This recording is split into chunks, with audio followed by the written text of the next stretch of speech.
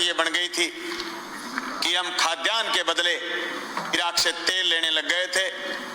उसी तेल की ताकत से हिंदुस्तान में उद्योग आगे बढ़ा। 1991 के बाद विश्व बैंक की दादागिरी दुनिया में बढ़नी शुरू हुई। 1993-94 में हमारे देश के उस समय के विपक्ष के नेता जब अमेरिका में गए तो ये कह के आए कि जो नीतियां मनमोहन सिंह जी लागू कर रहे हैं ये तो हम लागू करने वाले थे। ये तीनों अध्यादेश जो केंद्र लेकर के आया है, जो कोरोना के संकट में लेकर के आया है, जो रात के अंधेरे में लेकर के आया है, जो बहुत प्रचार करने की जरूरत थी उस प्रचार की बजाय दबे पांव लेकर के आया है। ये तीनों अध्यादेश जो कानून की शक्ल ले चुके, जिस अध्यादेश के बल पर ये बात कह रहे हैं कि हम देश के किसान का भला करने वाले हैं, अभी बिहार में पता चल जाएगा। बिहार में इनका ट्रायल, ये तीनों अध्यादेश के बिहार में 2006 में एएमसी टूटी थी, अब बिहार में इलेक्शन भी, इन तीनों अध्यादेशों से किसान का कितना भला होने वाला है पता चल जाएगा। ये सिर्फ राजनीतिक बात ही नहीं, सभापति महोदय, ये जो तीनों कानून, कृषि उपज व्यापार और वाणिज्य संवर्धन सरलीकरण राजस्थान संशोधन विधेयक और कृषक कीमत आश्वासन और कृषि सेवा बरकरार विधेयक और आवश्यक वस्तु सेवा अधिनियम विधेयक, ये तीनों विधेयक एक दूसरे से जुड़े हुए हैं। सभापति महोदय, ये विधेयक तीनों अलग अलग नहीं पढ़े जा सकते। ये विधेयक उस चीज का रिफ्लेक्शन है जो एफडीआई से बाजार काबू में नहीं कर पाई केंद्र की सरकार, पूंजीपति काबू में नहीं कर पाया। यह आवश्यक सेवा वस्तु अधिनियम तोड़ करके बाजार पर काबू करना चाहते हैं।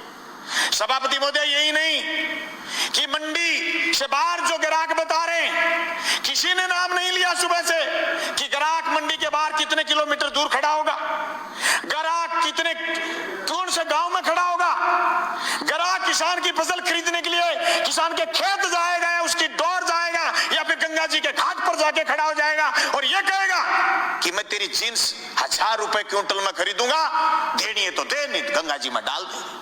ये आश्वासन आज तक, जून से लेकर के आज तक किसी ने दिया नहीं।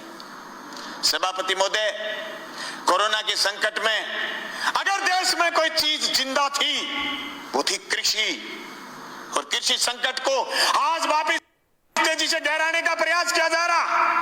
ये मेरे बड़े बोले भाई कह रहे थे कि कृषि को उभारने का काम किया जा रहा, नहीं, झूठ बोल रहे हो। 2015 में आपने सीएडी खत्म की, सिंचाई क्षेत्र विकास विभाग खत्म किया केंद्र ने। झूठ बोल रहे हो, आपकी कृषि को उभारने का काम कर रहे हो। आपने बोनस जो राज्य की सरकारें देती थी खत्म आपने किया। झूठ बोल रहे हो आप कि किसान आगे बढ़ रहा, किसान की आत्महत्या का आंकड़ा बताना बंद किया केंद्र की सरकार ने बंद किया। सभापति महोदय, खेती खेती नहीं, ये जमीन भी बेचना चाहते हैं बड़े पूंजीपति के हवाले, इसलिए तीनों अध्यादेश साथ लेके आए। एक दूसरे से जुड़े हुए ये चीज, इनको अलग नहीं किया जा सकता।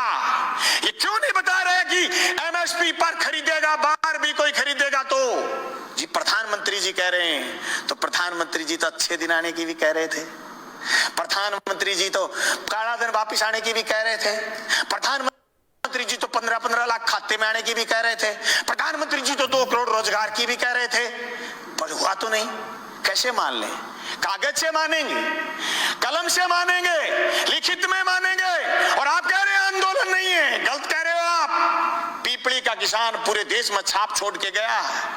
अरे हरसिमरत कौर इसलिए इस्तीफा देकर चली गई कि आपकी जमीन, उनकी पंजाब में जमीन, राजनीतिक जमीन खिसकनी शुरू हो गई थी। तुम क्या सोचते हो कि राजस्थान में किसान सड़क पर क्यों नहीं आया? आएगा, राजस्थान में भी आएगा। मैं गया था 25 सितंबर को भादरा, मेरे विधानसभा क्षेत्र में 5000 किसान इकट्ठे हुए थे, गंगानगर हनुमानगढ़ में लोग इकट्ठे हुए थे। अरे राजस्थान में 800 850 मंडियां लगी थी पिछली रबी की फसल तुलाई में, और 30,000 टोकन कटे हुए रह गए, केंद्र की सरकार ने बंद कर दिया था। राजफेड खरीद लेगी तो नेफेड नट जाएगी, इनकार कर देगी। अभी मूंगफली के समय ये किया है, ये तो अध्यादेश बुलाने के लिए, सदन बुलाने के लिए बात आ गई और माननीय उपनेता विपक्ष के और इन्होंने ये प्रयास किए होंगे कि मूंगफली की खरीद शुरू करो, नहीं तो केंद्र ने हाथ उठाने शुरू कर दिए। सभापति महोदय, इन कानूनों से न सिर्फ बड़े पूंजीपति बल्कि नए सरमाएदार पैदा हो रहे हैं। वो सरमाएदार जो अभी तक सिर्फ ऊर्जा में थे, सिर्फ पावर में थे, सिर्फ दूसरे संसाधनों में थे, वो एयरपोर्ट खरीद रहे थे, वो रेल खरीद रहे थे, वो जमीन पर कब्जा करने के लिए ये कानून केंद्र की सरकार से बनवाने में कामयाब हुए हैं। सभापति महोदय, देश में सिर्फ दाढ़ी बढ़ाने से कोई रविंद्रनाथ टैगोर नहीं हो जाता, सिर्फ इनकलाब बोल देने से भगत सिंह नहीं हो जाता, सिर्फ सत्य की और अहिंसा की बात करने से गांधी नहीं हो जाता। गांधी और टैगोर और भगत सिंह बनने के लिए जो त्याग और बलिदान की जरूरत है, उसकी कमी है आज। उस कमी को हमें स्वीकार करना पड़ेगा। देश के किसान को आगे ले जाने के लिए जो सिर्फ कानून 3 संशोधन कानून लेके आए, न सिर्फ हम ये कहना चाहते हैं कि कानून ठीक लेके आए हो, लेकिन इस कानून में भी एक चीज हम और चाहते हैं। आप भी ये लाइन लिखते कि एमएसपी से नीचा मंडी में भी खरीद नहीं करी जाएगी, तब पूरे राजस्थान समेत पूरे हिंदुस्तान का किसान कहता कि राजस्थान की विधानसभा में ऐसा कानून आया है जो केंद्र की सरकार को पटकनी देने वाला कानून बन के आया। मैं समझता हूं मेरा ये प्रस्ताव आप स्वीकार करें। सभापति महोदय, ये मजाक नहीं कि आप ये कह दो किसी आदमी से कि तेरी जमीन मैं ठेके पर लेऊंगा, जमीन ठेके पर ले ली, और फिर उसको ये कह दो जैसे पेप्सिको ने पंजाब में कहा था कि आलू बोलिए 1 साल खूब खरीदे, दूसरी बार फिर किसानों ने आलू बोए, कॉन्ट्रैक्ट कर लिया, आलू ज्यादा पैदा हो गए, पेप्सिको खरीदना नहीं चाहती थी, एक कड़ा ले आए, कड़ा, और इस कड़े के अंदर से जो आलू गुजरेगा हम तो सिर्फ वही खरीदेंगे। आलू सड़क पर गया, टमाटर सड़क पर गया है। आवश्यक सेवा वस्तु अधिनियम खत्म करने का परिणाम यह आएगा कि 200 रुपए किलो आलू चला जाएगा, प्याज चला जाएगा, टमाटर चला जाएगा, महंगाई आसमान छू जाएगी, इनके हाथ कट जाएंगे। जो कानून आपने मंडी तोड़ने का लेकर के आए हो, मंडी टूट जाएगी, खरीदार नहीं बचेगा, दर दर की ठोकर खाएंगे। किसान के पास जब खरीदार नहीं होगा, जिन्स कोई खरीदेगा नहीं, वो खेती से मोह भंग हो जाएगा। जमीन छुटाना चाहते हैं, लक्ष्य जमीन छीनना है।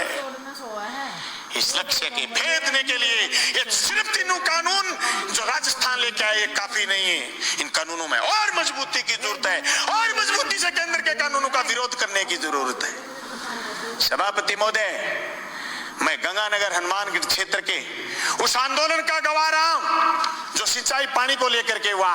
मेरे पुरखे उस आंदोलन का नेतृत्व कर रहे हैं जो जमीन छीनना चाहते थे। 1970 के किसान आंदोलन के गवाह रहे और जेलों में रहे, 7 लोगों ने कुर्बानी दी है।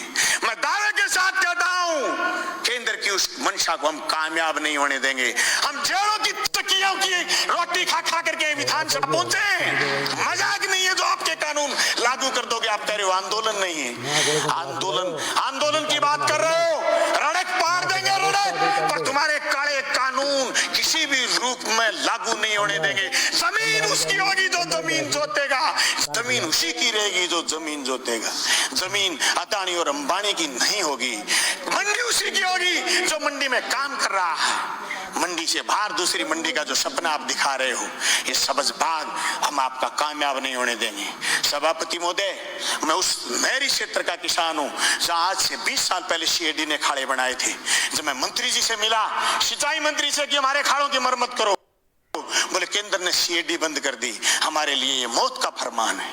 ये 3 कानून भी मौत के फरमान है। सभापति महोदय, मैं ये कहना चाहता हूं, ये सिर्फ 3 कानून यही नहीं है, भविष्य के कानून और बता रहा हूं। नया बिजली का कानून लेकर के आएगा केंद्र।